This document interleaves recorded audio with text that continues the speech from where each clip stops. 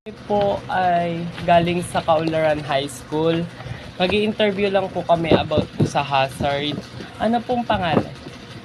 Ako nga pala si Jose Amparado Caparal Jr., focal person ng BDRRM ng Barangay Dagat-Dagatan na Botas. At the same time, part chief ako ng Fire and Rescue Volunteer ng Barangay Dagat-Dagatan. Nice to meet you, sir. Ako naman po si Jasper A. Ronald Fuentes. Ako naman po si John Paulo Tadeo. Ako naman po si Nina Kuya. Ako naman po si Reyna Lumina. Matanong ko lang po, how long you have been serving the Dagat-Dagatan area and what year did you begin in? Almost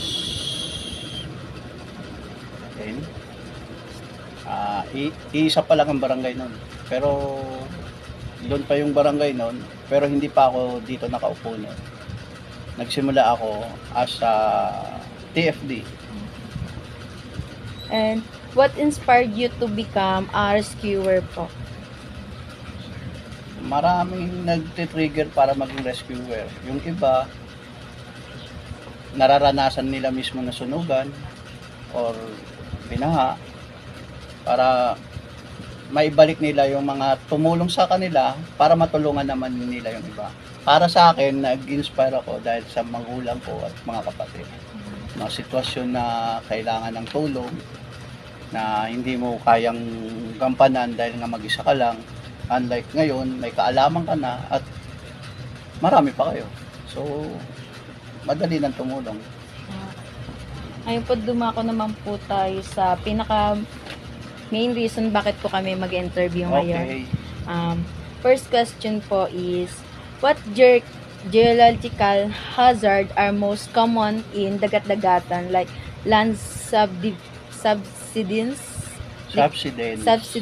liquefaction, flooding, and earthquake po? Kalimitan naman kasi dito sa atin, kasi malayo naman tayo sa bulkan. So, kalimitan, earthquake, then secondary na yung flooding. Kasi, pag sinabing geological, it means earth. So, natural. So, i-consider mo ko kaagad doon, volcanic eruption. So, since wala naman tayong volcano dito, malayo tayo sa volcano, ang pinaprioritize ni Dagat-Dagatan na pinaghahandaan regarding sa geological is earthquake. Secondary kasi yung flooding once na bumagyo. Kasi ang bagyo mapapagandaan. Opo.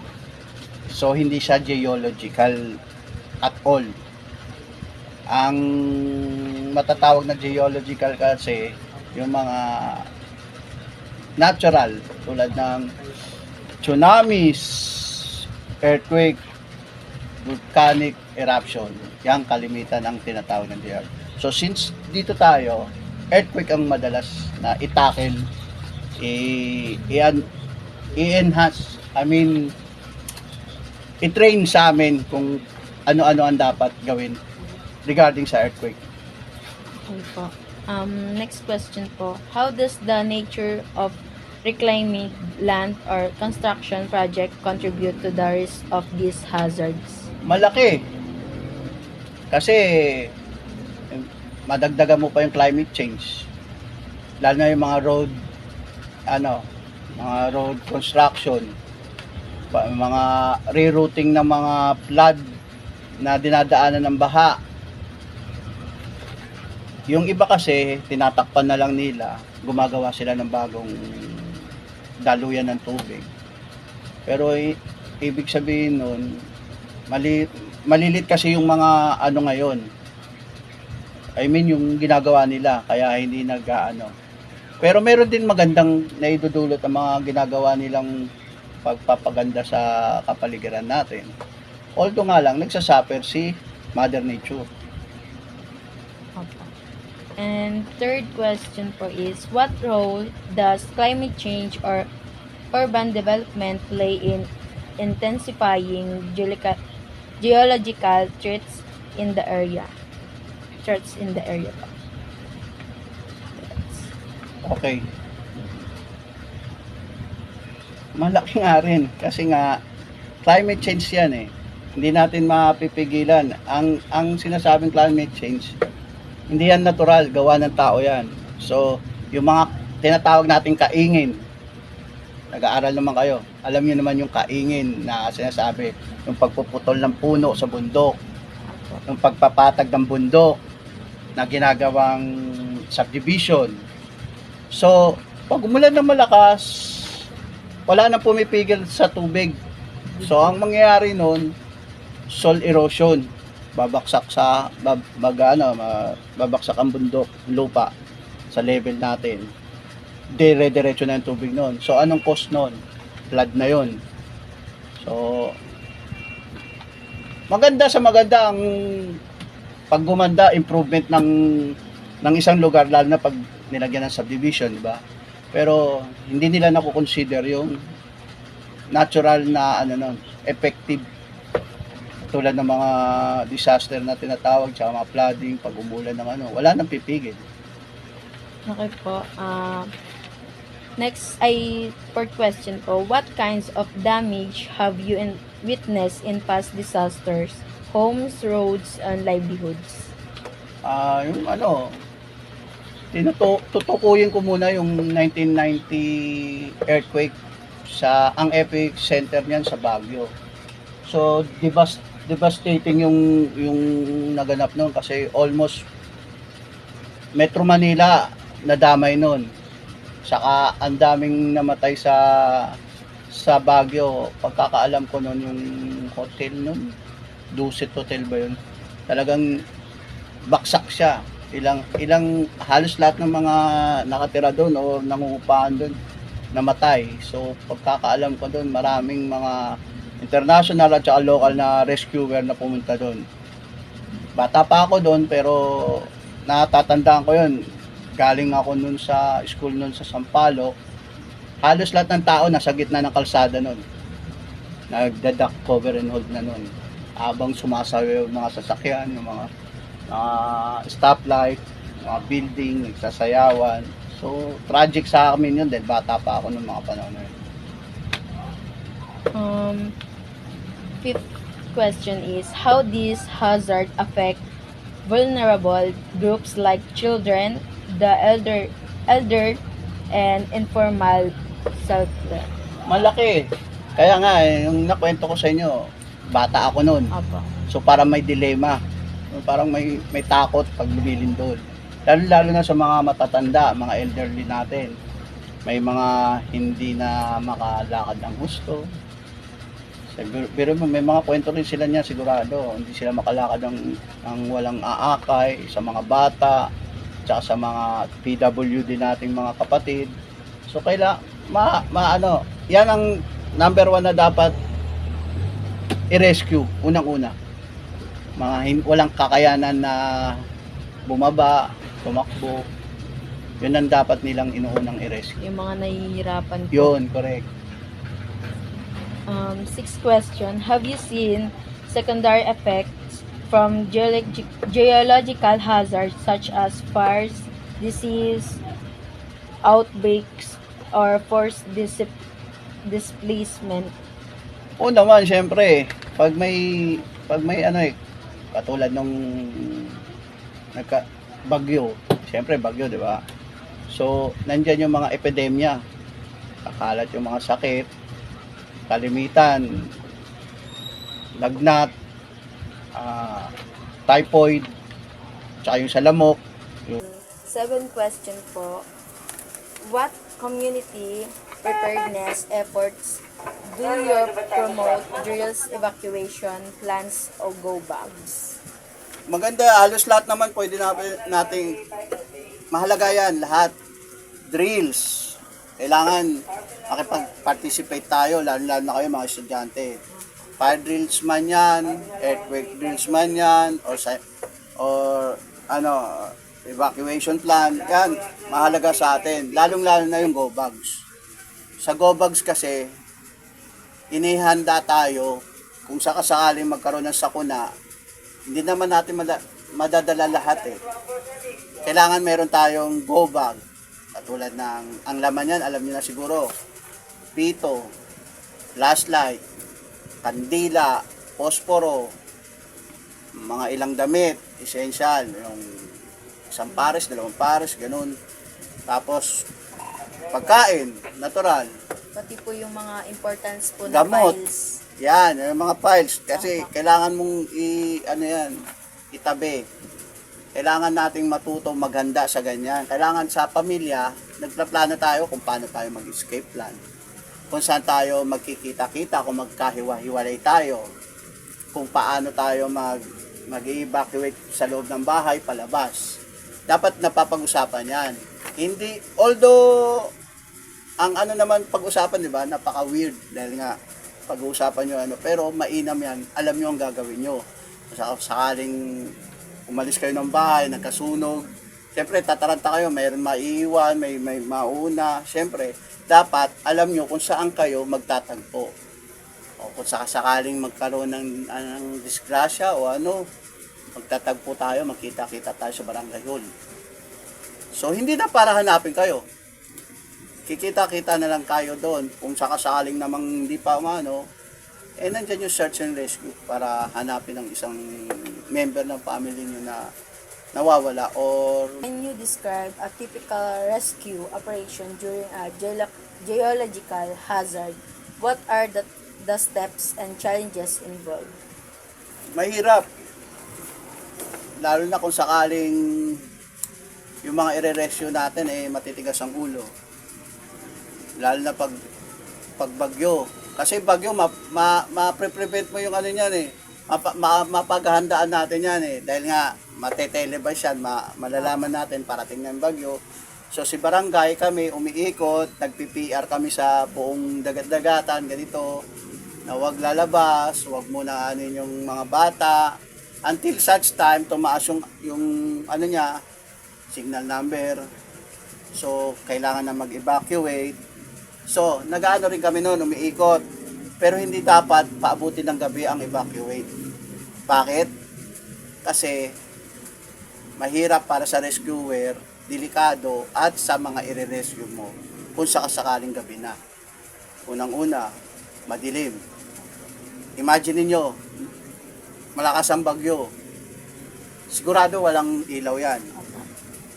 Tapos, mataas ang tubig, magbabangka pa. So, hindi namin alam yung dadaanan, kung may babaksak bang ano niyan. Mahirap para sa rescuer na mag-rescue ng ganong oras. Although, hindi naman tatakbuhan ng rescuer, walang hinihindian ng rescuer na mag-rescue, even though na gabi.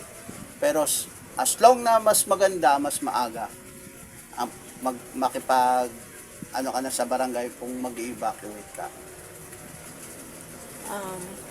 9 question po, how will equipped are local responders in Nabotas equipment, training, coordination? Sa ngayon nag-improve na ang pagiging mga training seminar ng munisipyo natin. Kami sa fire department, taon-taon na may tinatawag na COC. So nagtitrain kami kung paano mag-handle ng tao, victim, pag-usap sa mga reliable source, kung anong dapat gawin na pag-handle sa isang victim, kung paano siya i-rescue, kung anong dapat pag ganitong senaryo, mga do's and don't na gagawin ng mga rescuer pagdating sa rescue operation.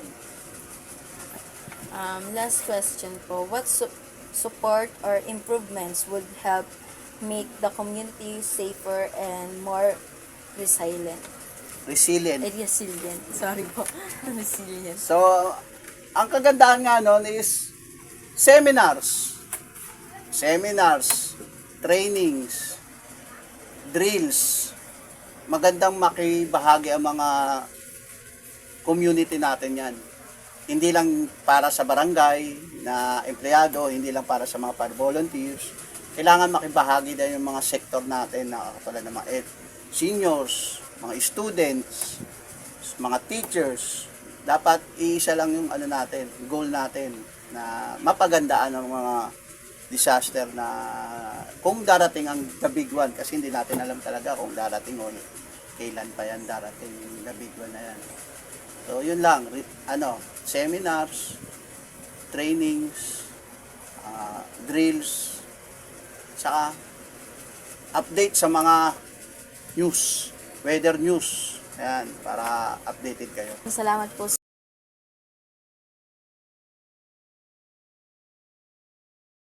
Good afternoon, ma'am. My name is Jasper Aaron Fuentes from Kaunlaran High School.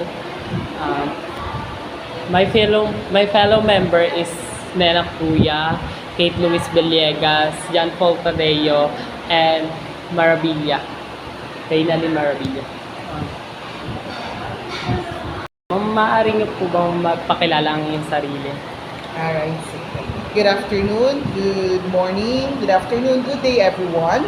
I am Ma'am Luceria Alvarez, the Kaunlaran High School DRM Coordinator.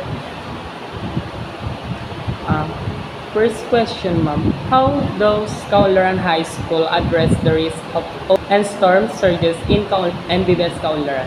Okay, in Kaunlaran High School, but we are near the river.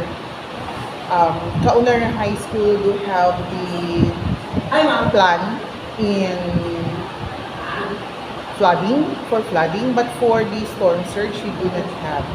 Now, how can we at Kaunlaran High School help the MBBS Kaunlaran by educating our learners regarding flooding? For second question, ma'am. What role do students play in promoting disaster awareness within the school and surrounding barangays? Okay, the role of each learner should be learning the do and don'ts during different disasters, especially earthquake, typhoon, and flooding, since it's the common three disasters we have in our community. Most of our teachers integrate these disaster actions in their classes. So, helping our barangay by learning different actions, proper actions for different disasters. For third question, what are the specific evacuation routes or safe zone designated for school community? The Kaunlaran High School are trained during different drills we have to have the evacuation at San Lorenzo Parochial Church ground for the half of the senior high school SEDP building, half of the DPWH building, and the Apahap Street for the DepEd occupants and half of the DPWH occupants. How does the school collaborate with barangay and BBS Kaunlaran or Nabotas LGU for disaster preparedness? We try to collaborate with them by having the different GCs. We have GCs for the disaster, the RRM, and we have this focus group discussion from time to time with our barangay. And for the city, we have some of the seminars and trainings. What environmental challenges, waste management, drainage issues affect the school safety and cleanliness? Yes, it's very important, the environment challenges that we have to identify them. It's very important that each learner or stakeholder at Kaunlaran High School should practice waste management, not only in school but also in their own homes. Drainage issues, the clogging is due to undisciplined character of the stakeholders. But if we have that discipline, we can prevent flooding in our community. Students are affected much, especially during flooding, because of the roads. Hindi sila makakapasok ng maayos sa school kapag may baha. How are parents and guardians involved in the school emergency planning and drills? So now, since we have the contingency plan for the flooding, maybe we need to intensify the participation of our parents and of our guardians in the planning of the contingency here in school, or maybe they may collaborate also and help our barangay in doing such plan.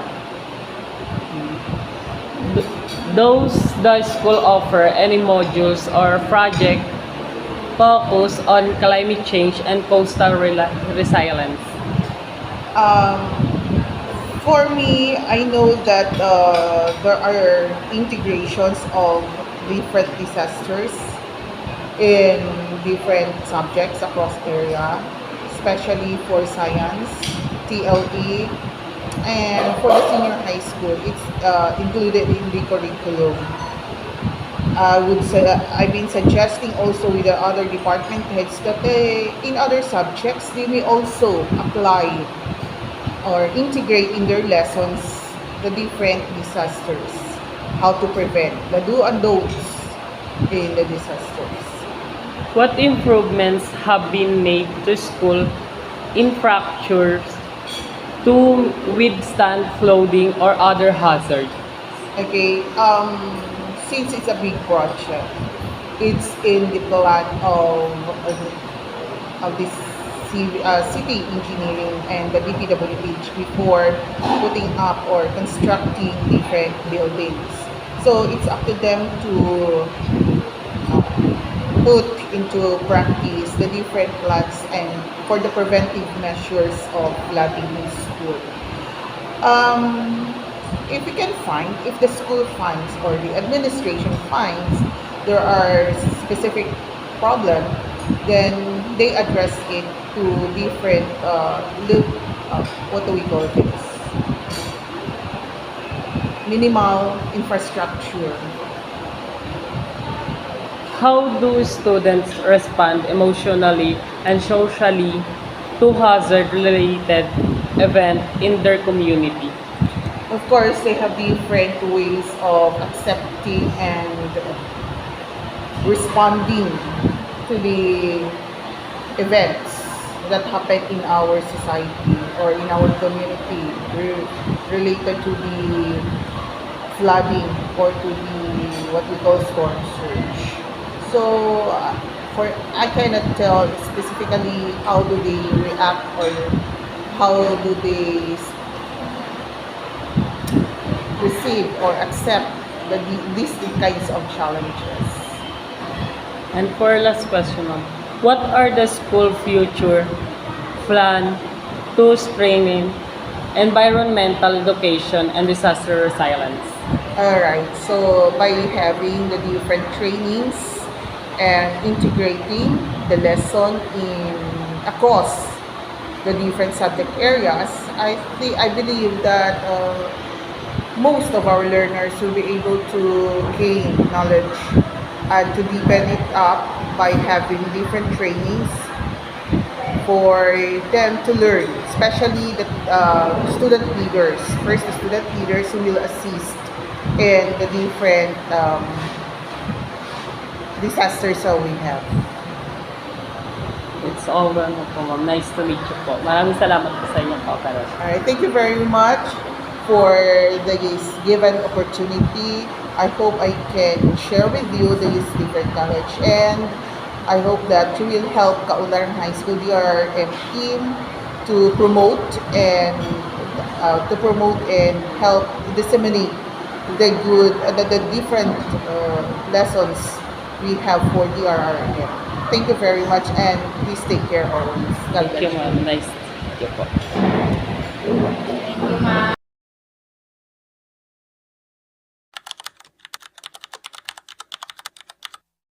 Hindi natin alam kung kailan darating ang sakuna. Isang iglap, isang pagyanig, isang pag-apaw. Pero sa gitna ng takot, may isang tanong. Handa ka na ba? Sa video na ito, samahan niyo kami sa pagtalakay ng mga dapat gawin bago, habang nangyayari at pagkatapos ng sakuna. Dahil ang kaalaman ay kaligtasan at paghahanda ay pag-asa. Ang paghahanda ay hindi takot. Ito ay talino. Alamin na ligtas na rota, maganda ng emergency kit, tubig, dilata, gamot, at mahalagang papeles. Para sa lindol, mag-practice ng duck, cover, and hold. Siguraduhin na matibay ang mga gamit sa bahay. Ilista ang mga emergency contacts. Habang nangyayari ang sakuna, kapag dumating ang sakuna, huwag magpanik. Huwag magpanik. Sa lindol, duck, cover, and hold. Lumayo sa bintana at mabibigat na bagay. Huwag tumakbo. Kalma lang.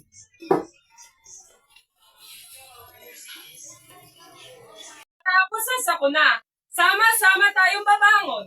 I-check ang kalagayan ng pamilya at kapitbahay. I-report kung may nasirang kuryente, tubig o gusali. Makilahok kung may namimigay na relief goods at recovery effort. Magpahinga, magdasal, at magpasalamat sa kaligtasan.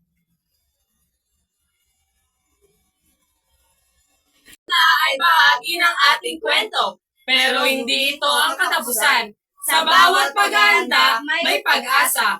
Sa bawat pagtutulungan, may lakas. Kami ay handa, kami ay nagmamalasakit, kami ay Pilipino, at sama-sama tayong babangon.